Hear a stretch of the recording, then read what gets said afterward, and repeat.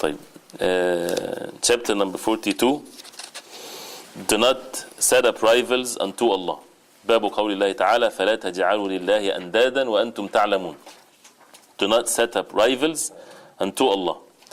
The verse, do not set up rivals al-andad unto Allah in worship while you know, meaning that He alone has the right to be worshipped.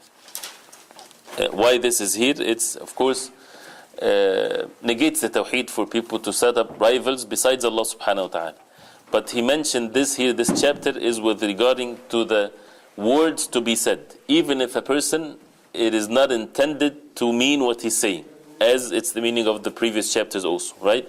So that means here this is a delicate point that we have to practice to purify our Tawheed, not to have it contaminated with anything. Even the words that we say with our mouth, even if we don't mean exactly what we say, we have to make sure that the words are said in such a way to have the perfect etiquettes with Allah subhanahu wa ta'ala, so that there is no dependence on the heart on other than Allah subhanahu wa ta'ala. And if a person is not careful, his heart can become dependent on other than Allah subhanahu wa ta'ala. And you don't fall into difficulties to make sure that every word is correct. If a person is in remembrance of Allah subhanahu wa ta'ala, this becomes the norm of his speech and so on. So the andad, do not make partners with Allah subhanahu wa ta'ala. These favors, all of these goodness, right? It's from Allah subhanahu wa ta'ala alone, and not from anyone but Allah subhanahu wa ta'ala. And then the hadith, يقول, a tradition from Ibn Abbas رضي عنهما, قال ابن عباس في الآية, Ibn Abbas رضي عنهما explaining this verse that we just said, الأنداد هو الشرك أخفى من دبيب النمل على صفات سوداء في ظلمة الليل وهو أن تقول والله وحياتك يا فلان وحياتي وتقول لولا كليبة هذا لأتانا اللصوص ولولا البط في الدار لأتى اللصوص وقول الرجل لصاحبه ما شاء الله وشئت قول الرجل لولا الله وفلان لا تجعل فيها فلانا هذا كله به شرك. Al-andad means shirk. This is what Abdullah ibn Abbas said. Al-andad in the verse meaning shirk. Then pay attention to the words of who? The nephew of the Prophet ﷺ.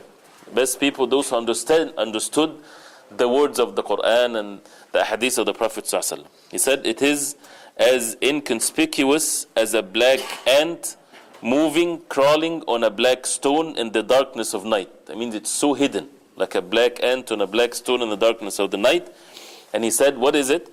It is to swear, you say, by Allah and by your life, and by my life. Or it is also to say, had there not been this little dog or the duck in the house, the thief would have entered. Words that people say all the time, right? But it can show that there is hidden dependence in the hearts to other than Allah subhanahu wa ta'ala. Or like the statement of a man to his companion, by Allah's and your will, by the will of Allah and your will. Or had it not been Allah and so, etc. He said, do not mention anybody with Allah, because all of it is shirk. Do not say, if Allah wills and if you will, I want to do this. Right? You just say, MashaAllah wahda. If Allah subhanahu wa ta'ala wills, alone. Even thumma, right? Then if you will, most of the time don't say that. Say, MashaAllah wahda. If Allah subhanahu wa ta'ala wills. And you take the means, right? You do not say if it. Sometimes people want to mention the name of Allah subhanahu wa ta'ala because they know they have to refer all the bounties to Allah subhanahu wa ta'ala. So they fall into this hidden one. It is Allah and so that brought this. No, it's Allah subhanahu wa ta'ala alone. And so is a mean, right? So you say Jazakallah khairan and so on, and definitely he gets rewards if he's doing this good and everything. But the owner of all things is Allah subhanahu wa ta'ala. So this shows this hidden shirk, to be warned from it, and it shows that the disbelievers, they believed in the oneness of Lordship of Allah subhanahu wa ta'ala, and that the minor shirk, it's something that can be very hidden, that a person is not aware of. And that's why when learning this, then a person will correct himself and make sure that even the things that we say in our tongue, if you continuously say that, if you do not learn this and you continuously say that, it would affect your heart. Which is another important point. When we say the remembrance of Allah, right? You want to make dhikr. Your heart is not in the state of remembrance of Allah. Make a lot of dhikr in your tongue. Continuously. Eventually your heart will change. right? And the same thing, if a person's tongue is saying bad things all the time, that means this is a sign, because the tongue is the spokes, thing of the heart. So the person have to watch what he says to make it according to what Allah subhanahu wa ta'ala wants, which shows that it's mandatory for us to stay away from the sayings or the things that might mean shirk from our tongue, even if we do not believe it with our hearts. We have to stay away from that. Then he says, وعن عمر بن الخطاب رضي الله عنه أن رسول الله صلى الله عليه وسلم قال من حلف بغير الله فقد كفر أو أشرك رواه الترمذي وحسنه وصححه الحاكم. He says that Umar ibn al-Khattab radiallahu anhu narrated that Allah's Messenger sallallahu alaihi wasallam said, whoever swears by other than Allah has disbelieved or committed shirk. This is a sound hadith. Whoever swearing or taking an oath, right? It has to be done only, if a person has to do it, only by Allah subhanahu wa ta'ala, not by other than Allah subhanahu wa ta'ala. And if it's done by other than Allah subhanahu wa ta'ala, then it becomes shirk. Why is it shirk? Because when a person takes an oath or swearing, he's swearing by something that he exalts so much, right? And this exaltation, it is only for Allah subhanahu wa ta'ala alone, not for the human beings, right? So when you exalt someone to such a level, this is only the rights of Allah subhanahu wa ta'ala for people to swear by, to take an oath and so on, only by Allah subhanahu wa ta'ala or His attributes. Because the attributes are not a creation of Allah. The attributes of Allah subhanahu wa ta'ala is Allah subhanahu wa ta'ala, right? So a person can do that only by Allah subhanahu wa ta'ala. And if not, then this is either a major shirk or minor shirk. A major shirk, if a person would believe that the thing that he's swearing by is the thing that he worships, for example, or it's like Allah subhanahu wa ta'ala. It's a minor shirk if a person just would say it and not meaning with his heart that he put this in the level of Allah subhanahu wa ta'ala. But anyway, it's something that is forbidden. It's a minor shirk, worse than major sins, because the heart should not be attached to other than Allah subhanahu wa ta'ala. And it shows that if a person swears by other than Allah subhanahu wa ta'ala, he has taken this thing as a rival and a nid, a partner with Allah subhanahu wa ta'ala, even if he says otherwise. It is not permissible, because the Prophet ﷺ said that clearly. So it shows that it's haram and it's a shirk and disbelief if a person would swear by other than Allah subhanahu wa ta'ala, by the king, by my father, by the Prophet ﷺ, by any of the creation of Allah. All of this would make it a form of shirk that a person has to stay away from it. And the exaltation and the ta'zeem, when you say Subhana Rabbi al-Azim, this ta'zeem is to Allah subhanahu wa ta'ala alone and not to other than Allah subhanahu wa ta'ala. And if a person swears by other than Allah subhanahu wa ta'ala, right, as the ulama they say, there's no kaffara. Why? Because it's not valid to start with. If a person swears by other than Allah subhanahu wa ta'ala to do something and he didn't do it, should he make kaffara, expiate for his oath? Because we know if a person swears that he's gonna feed someone, for example, and he doesn't, that means he has to expiate for it by feeding 10 people or clothing them. If he's not able and it's in that order, then he would fast 3 days, and if not, then freeing a slave. So this is only if you swear a proper swearing by Allah subhanahu wa ta'ala. Swearing by other than Allah subhanahu wa ta'ala, it's not valid. Somebody would say, man, this is a break for them. No, this is worse. Expiations or a kaffara is a way out from a trap that you are in. So it's a way that you expiate for your sin. If you do that, Allah subhanahu wa ta'ala forgives you. But when you see something that doesn't have a kaffara in it, this is even worse. That means you have to make sure that you repented to Allah subhanahu wa ta'ala, and it's not valid. The next narration, قال ابن مسعود رضي الله عنه لأن أحلف بالله كاذبا أحب إلي من أن أحلف بغيره صادقا. He says, Abdullah ibn Mas'ud, the companion of the Prophet ﷺ, to swear by Allah while lying is more loved by me than to swear by other than Him while speaking the truth. Both are sin, right?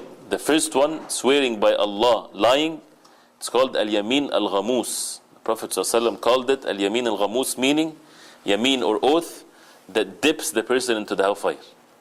If a person lying knowingly, he says wallahi, and he's talking about something in the past and he's lying about it, that dips the person into the hellfire, major sin, right? So it's not to be taken lightly. But this is in the context of swearing by other than Allah subhanahu wa ta'ala. What is worse? Swearing by other than Allah subhanahu wa ta'ala is far worse than the sin when a person swears by Allah subhanahu wa ta'ala lying, because this is a major sin, and the other one is shirk. And when it comes to shirk, nothing is the like of shirk when it comes to the crime being committed, because it negates the principle of the deen, La ilaha illallah, right? So it's not to be understood that he loves that. No, it's in the context of, these two things that are mentioned here. So it shows it's something that is haram, and it's an evidence that minor shirk is in the same level, or the category of sins, meaning it does not take the person outside the fold of Islam, right? But minor shirk is worse than major sins. But to many people, major sins is far worse, right? Zina, and so on and so forth. Definitely, we do not belittling it, but we're talking about shirk here. So shirk is far worse than even the major sins. And this is an evidence of that. And it also shows the knowledge of Abdullah ibn Mas'ud radiallahu anhu. And the Shaykh here mentioned something, but needs more details for us to understand it well.